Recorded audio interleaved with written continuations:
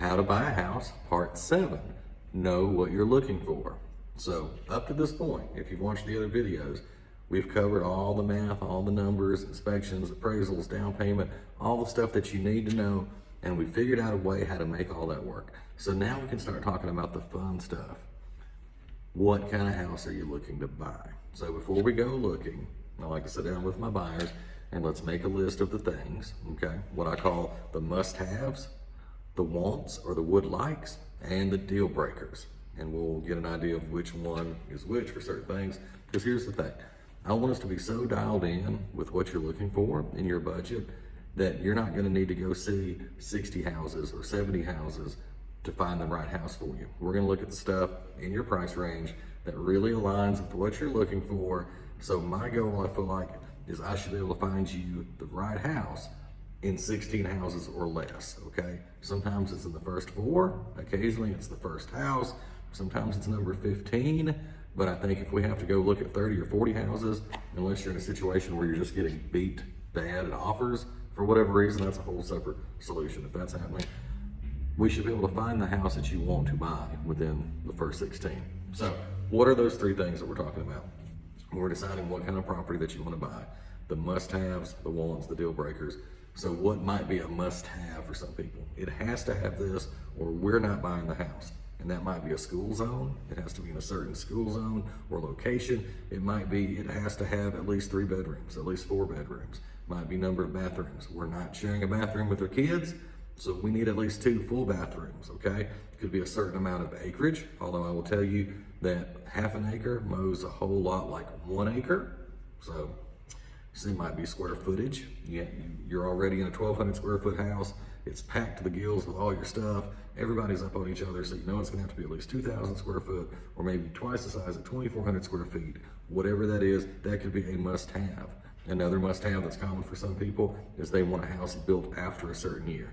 They don't want anything older than 5 years old, or they don't want anything built before 1978 because of lead paint possibilities, whatever it is. But those are must-haves, okay? Those are the things that you feel like you cannot, will not flex on.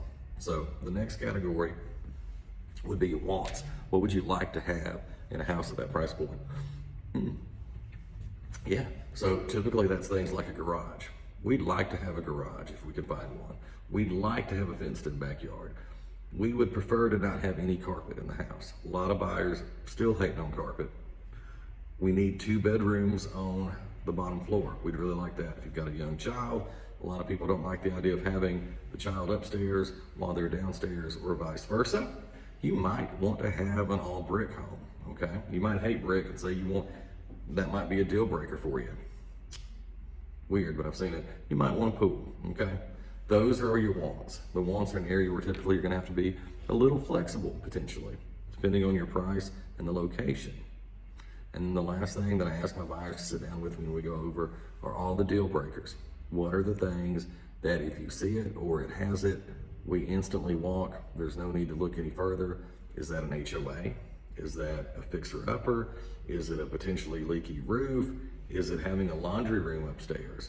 Laundry room upstairs is something a lot of people don't like. It could be a deal breaker.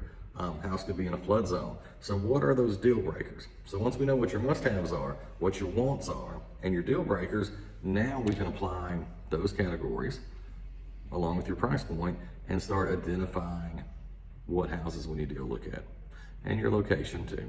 So this is where we talk about the triangle, the housing triangle. I've talked about it before. I'll put a little thing here at the bottom of the screen. So typically when you're buying a house, there's 3 things that you look at there. It's the price, it's the location, and it's the quality of the house itself, right? So what I encourage buyers to understand, to think about, is that they can really have their choice of any 2 of those things, but not all 3. So what do we mean by that? Again, if price is important, you're limited by a certain price, then you can pick a great house, but you might have to be flexible on the location. It might be further out of town than you would like. It may not be in the county you want to be in. But if you've got a huge list of must-haves and a whole lot of wants, then you may have to flex on location if we're stuck at a certain price point. Or if you have a location that you have to be in East Nashville, you have to be in the school zone, and you're limited on your budget, then that's where we're gonna have to be potentially more flexible on the type of house. If you have to be somewhere specific and your price is a little under what's normally in that neighborhood, maybe we're not getting a garage in the beginning. Maybe it won't have a fence, okay? There are things that may change, and we'll look at those and say, hey, this house doesn't have a fence, but it ticks all the other boxes.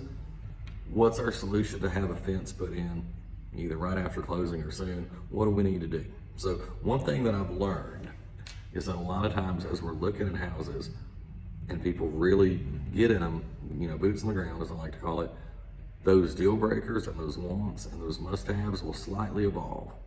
And you may find something that normally you would not have ever considered, but you like it so much and it ticks all these other boxes so well that your criteria may shift. So don't be surprised when your criteria changes and you say, wow, I never thought I would buy a house in a neighborhood with an HOA, but this house was so great. It had a fence and it had a pool and all these cool things.